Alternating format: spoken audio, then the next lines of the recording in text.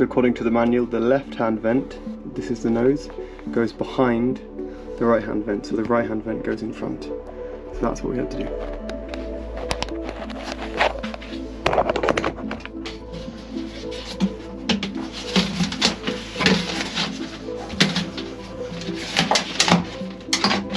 Just like that.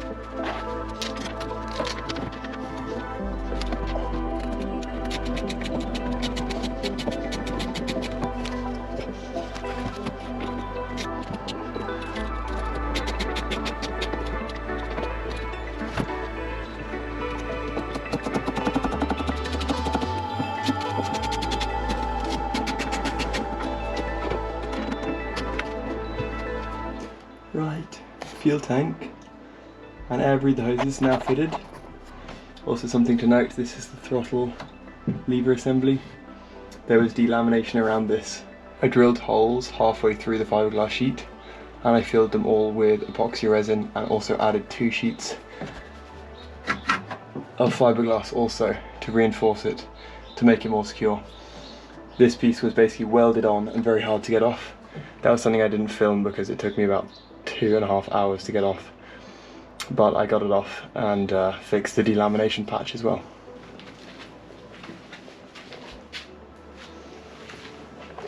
I'm working on the trailer, so the ski's just sitting on the ground for the moment.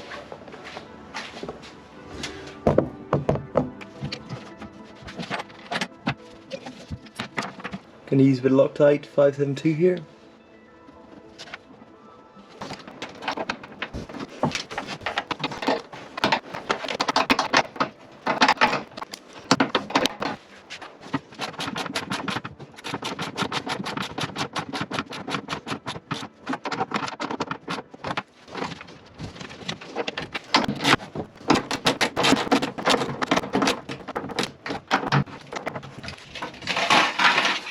The main thing to put back are the airbox mounts, like this. Now, these were installed with these brass nuts, and these are really expensive to replace from Yamaha, even because they're super corroded. So I went to my local marine shop when I bought this. Holt Marine, it's really good, high marine grade stainless steel. And it's guaranteed to be super corrosion resistant. I've used these for years, so I'm going to replace them with these. Now both sides are identical, but this side on the left has a small clip. That's going to be for the wires.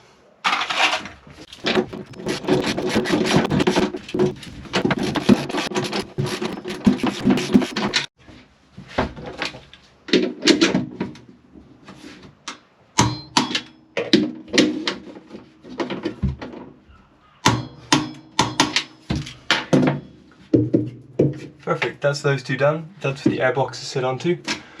Next thing to do is mount the plate which holds the fuse box and electrical connections.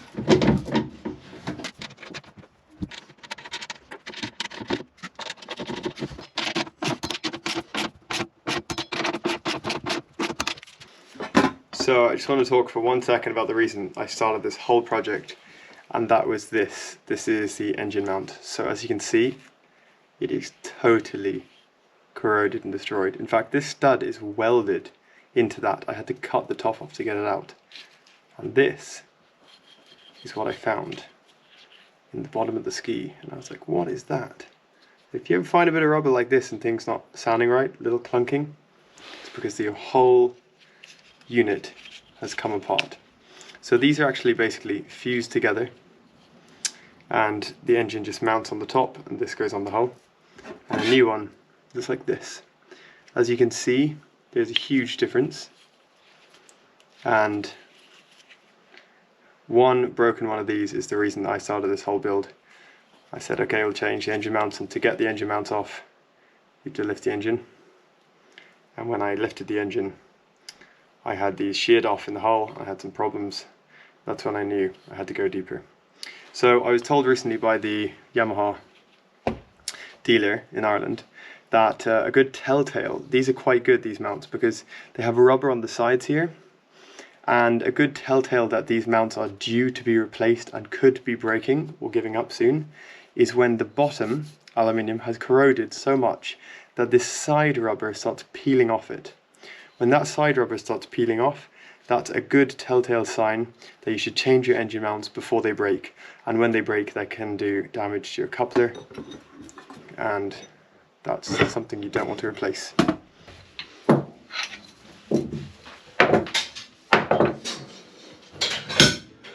Now the moment we've been waiting for so long, finally.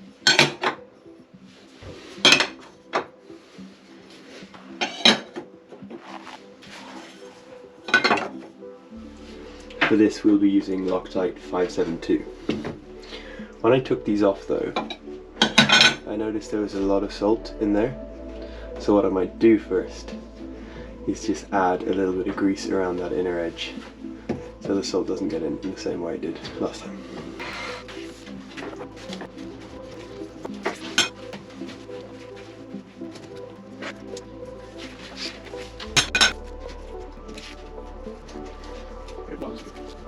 Right, in with the butter. There's enough.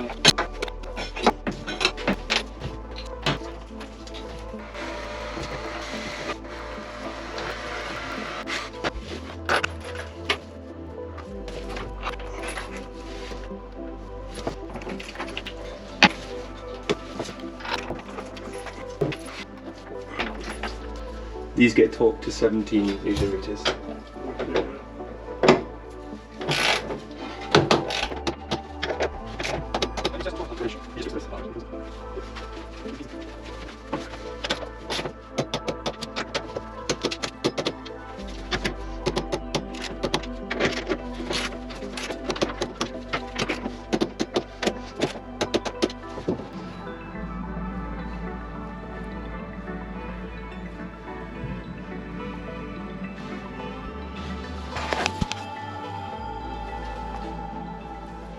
Some brand new parts belonging to the center bushing and a new mounting block. As you can see, this is our old one. I don't know how rubbery it is anymore, and it's pretty disgusting, so we're ditching that. And this was the old center block, which I tried to clean up a lot. I polished it, but due to extreme pitting in these corners, you can just see how unbelievably thin it is, and I decided to replace it.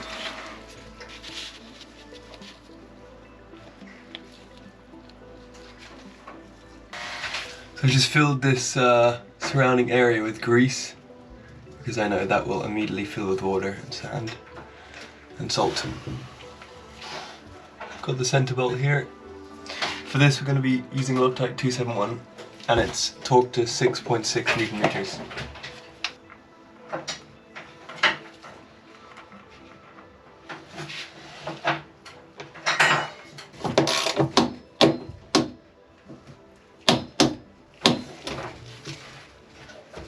I'm going to pack grease into this hole to ensure that it stays watertight.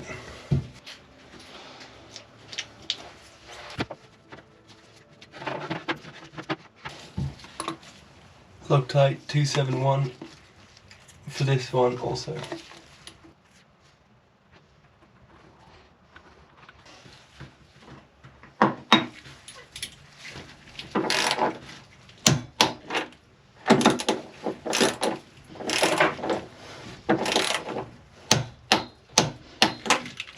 Same as the last one, I'm going to put grease into these holes.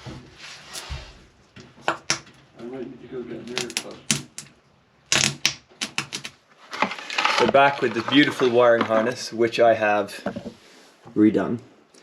I cleaned it, I re-wrapped a load of it with insulation tape, and I put the covers back on. I thought that it wasn't any point filming this because it's super boring work, and I was just procrastinating on doing it, so I left it to the back. Didn't want to get the camera out, but it's done. Wiring harness has been rejuvenated, you could say. Fresh insulation tape and a good clean, that's all it needed. Yamaha has done the greatest move ever of supplying bolts on a seaworthy vehicle that goes rusty. As you can see, these are all rusty, the nuts. Now, I previously took these off, polished them, and lacquered them a long time ago, but as you can see, they're rusty again. So that preserved them a bit, but now we're gonna find a solution. So first of all, I'm just gonna take them all off.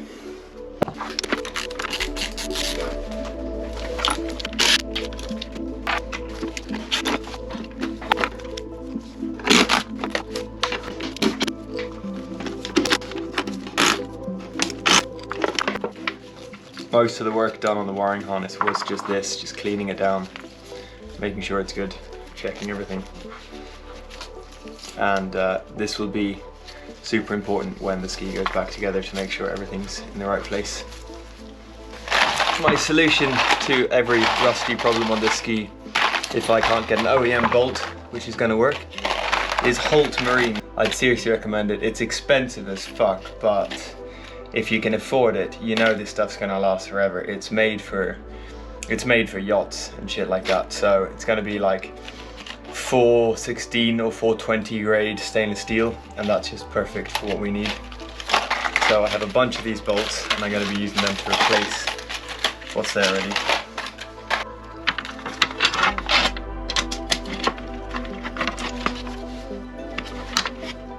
So for these ones, I have nylock nuts. I don't have nylock nuts for all of them though. Nylock nuts are expensive.